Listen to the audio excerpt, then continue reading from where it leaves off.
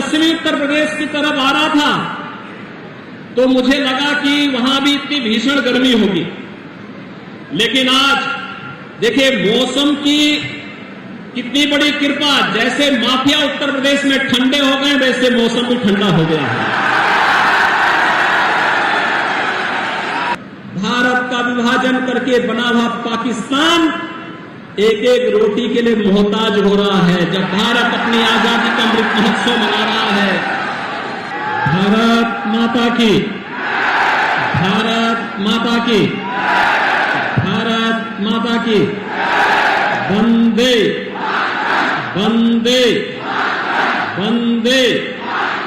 जब मैं पश्चिमी उत्तर प्रदेश की तरफ आ रहा था तो मुझे लगा कि वहां भी इतनी भीषण गर्मी होगी, लेकिन आज देखिए मौसम की कितनी बड़ी कृपा। जैसे माफिया उत्तर प्रदेश में ठंडे हो गए, वैसे मौसम भी ठंडा हो गया है।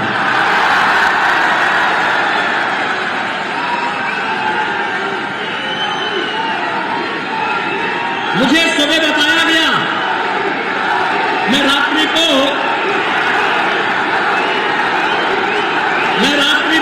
मथुरा में था और भाइयों बहनों देर रात्रि तक मथुरा के अंदर वहां पर चल रही विकास के कार्यक्रमों को मुझे अवलोकन करने का अवसर प्राप्त हुआ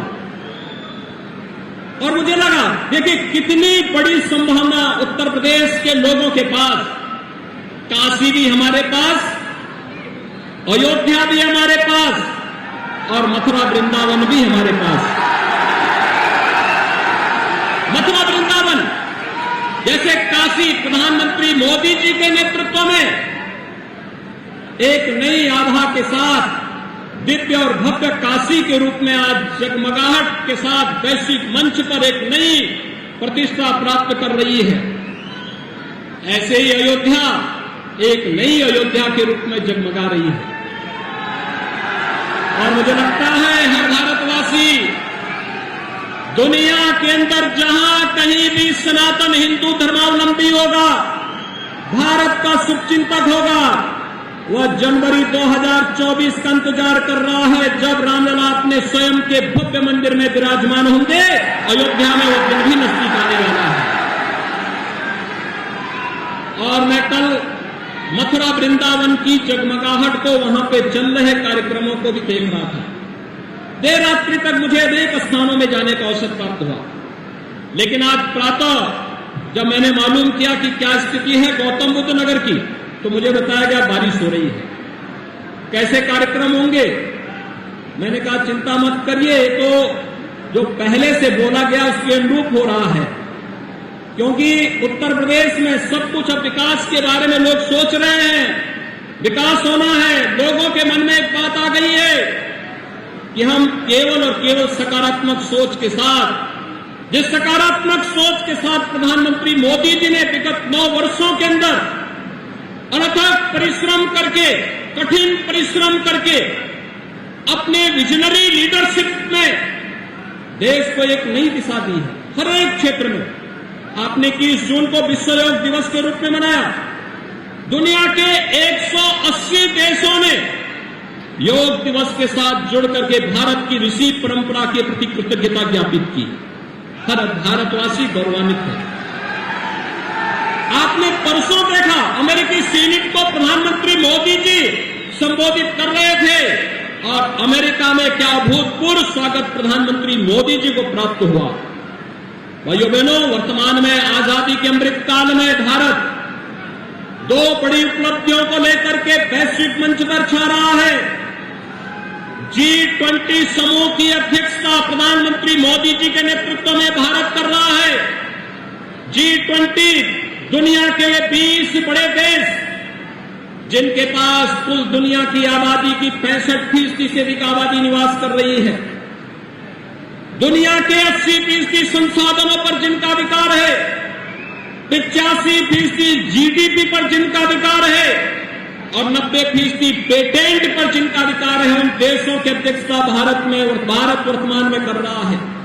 G20 का एक समिट गौतम बुद्ध नगर जनपद में भी प्रस्तावित है। भाइयों बहनों, एक तरफ यह और दूसरी तरफ जब भारत अपनी आजादी के अमृत काल में चल रहा है, एक नए भारत के रूप में, एक खुशहाल भारत के रूप में, दुनिया की 5वीं बड़ी अर्थव्यवस्था के रूप में बढ़ता हुआ भारत आज हम सबके सामने है। कोरोना कालखंड में फ्री में टेस्ट, फ्री में उपचार, फ्री में वैक्सीन और 3.25 वर्षों से 80 करोड़ लोगों को प्रधानमंत्री मोदी जी के नेतृत्व में फ्री में राशन की सुविधा का लाभ भी भारत दे रहा है। दुनिया के अंदर कोई देश नहीं दे रहा है।